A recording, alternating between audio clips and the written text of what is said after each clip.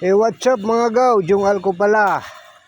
So, wag nyo nang i-mention si Mamador na labanan si Mang Kanor. Dahil kahit saan anggulo, walang laban si Mamador kay Mang Kanor. Okay? So, doon naman tayo kay Martin at saka si Mamador. So, para sa akin, mabilis si Martin. Nangunguna siya sa takbo. Nauna pa nga siya umawak dun sa kawayan, dun sa bamboo. So magaling lang talaga si Mamador kumuha ng matek. So kailangan i-practice ni Martin yung pagkuha niya ng matek. Alright? So Martin, better luck next time. So rematch. Rematch ang kailangan.